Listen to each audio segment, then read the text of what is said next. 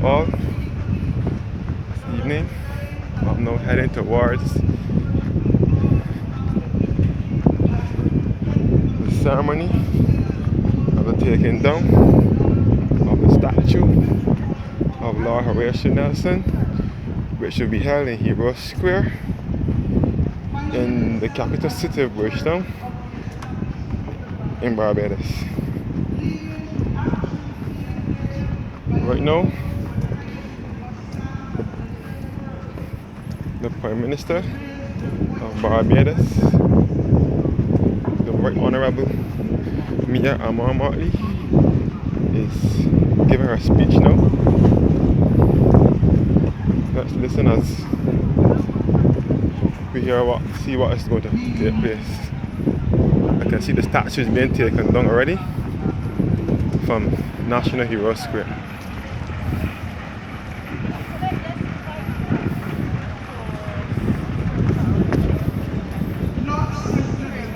Let's go. The statues being taken down already from National Hero Square.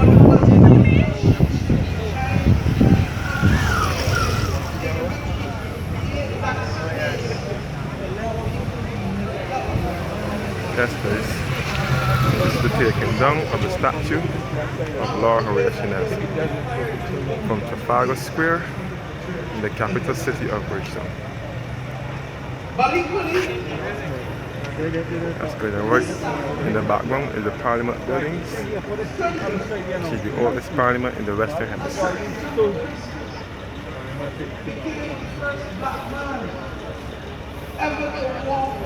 Yes, now the statue is being taken down now from National Hero Square, and this is the whole capital city of Bridgetown. This is called the Wharf Road, and this is the Coronation Show. This is the taking down of the Nelson statue in the capital city of Bridgetown. In the Western Hemisphere, and they did everything to get into our heads and to our brains. When you hear people in the past Horatio Nelson being taken down from National Hero Square, the capital city of Bridgetown in Barbados. that dark was not good, there will be no black is beautiful.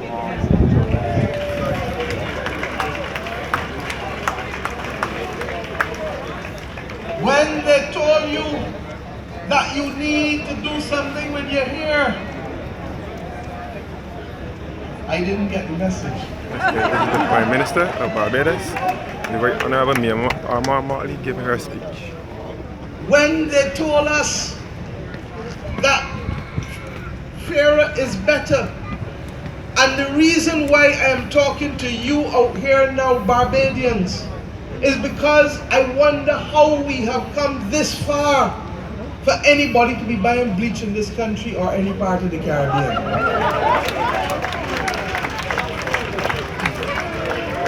And it is not for a government alone to carry the message. The message has to be carried by each and every one of us. Because how we raise our children, how we allow our children to look in the mirror and see themselves and love themselves will determine how confident they walk, how strong they talk, how decisively they move, and how they can stand up to the rest of the world and give true expression to that which we asserted at the time of our independence, that we shall be friends of all and satellites of none, because we are confident in who we are individually as people of this nation. So my friends, I give you that backdrop, because this evening will come to be a significant evening in the annals of our history. Parliament building here, which is the oldest parliament in the Western Hemisphere.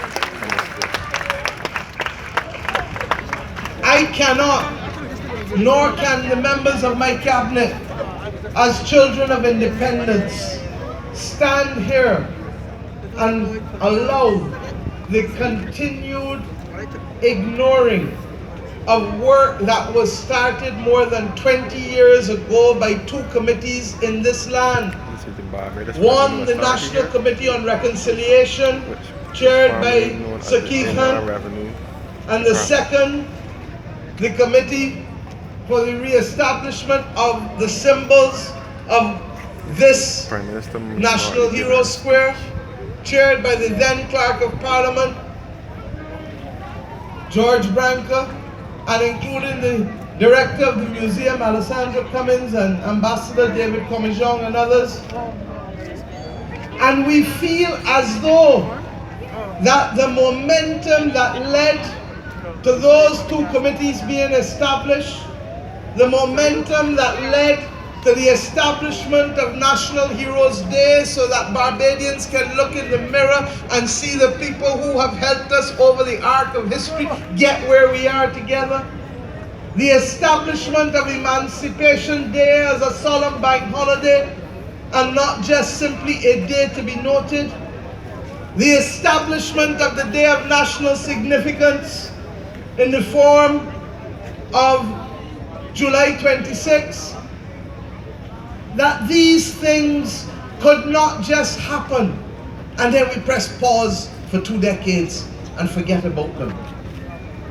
I ask us today to recognize that this government has been very clear that national consciousness and identity come at the core of the nation state, and that if we do not know who we are, if we are not clear what we will fight for, then we are doomed to be exploited and to be colonized again, not necessarily in the same way that led the ships coming in, but in the way that will allow the mental spaces to be dominated by stories and songs and messages that are not our own and that are not intended to be able to lift up our people to where we need to go in this world today.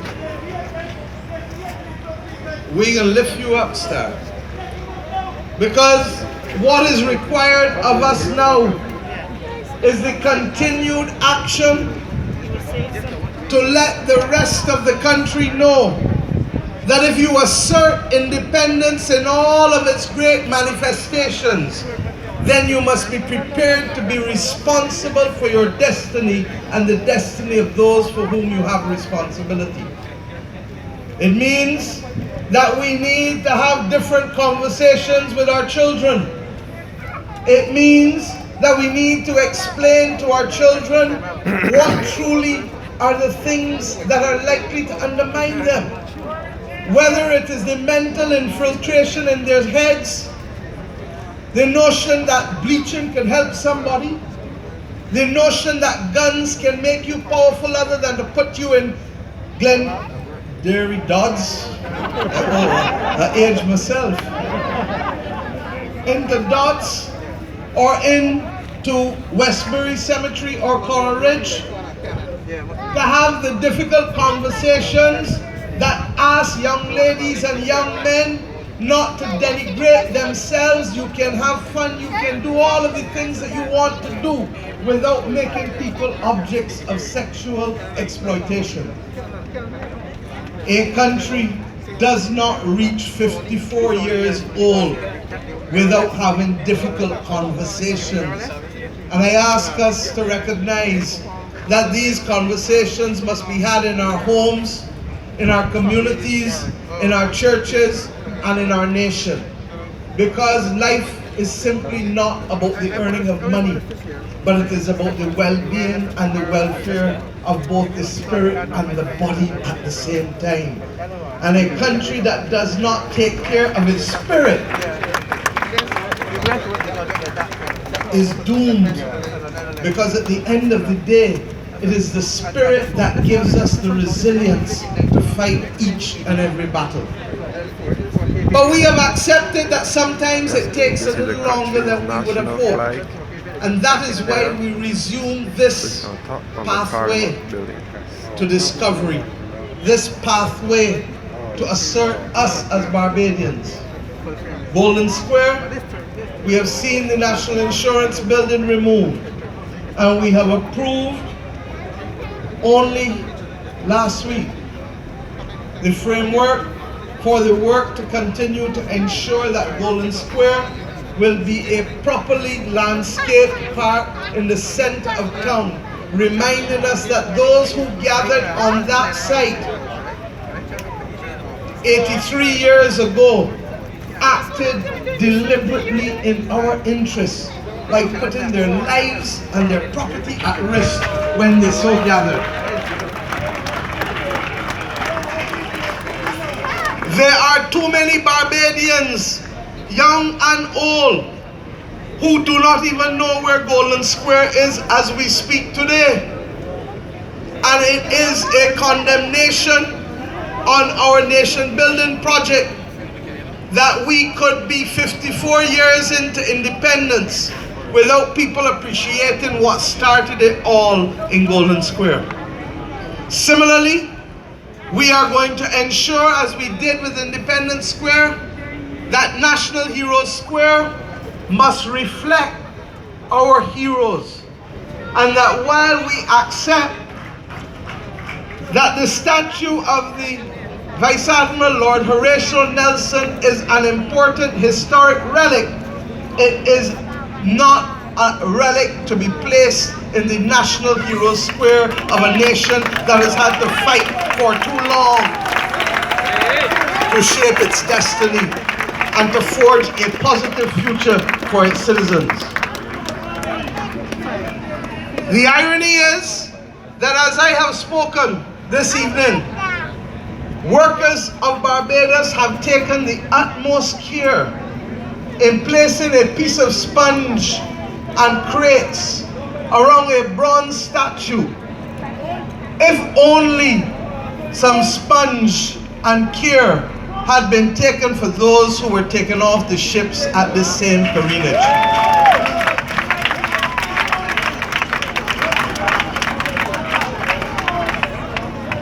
I ask us to recognize that the government will embark on further public consultation as to how best we celebrate our heroes in this National Heroes Square. And I ask us to recognize that the rebuilding of Bridgetown is our responsibility, no one else's. And if we want to assert that we are truly our own people and an independent people, then we have to be prepared to do both the difficult things and the easy things.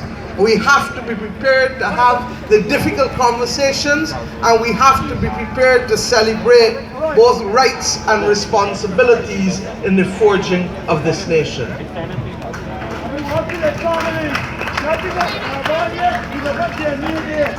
As we do all of this, the Caribbean nations, under the context of the Caribbean community, have started the difficult conversation internationally too on the issue of reparations. The irony is that around the same time that I took the public lashes for moving Nelson 20 years ago, for those whose memories are not so short, at the same time that I took those lashes then as Minister of Culture, This is the Chamberlain Bridge here. we paused as a government Square, and this is all the coronation. on one project, and the global community paused on us on another project. We paused on the project of the Republic. And we paused because we said we wanted to consult. And governments have come and gone since that time. And all governments have asserted that Barbados ought to be a republic and ought to have a Barbadian as the head of state.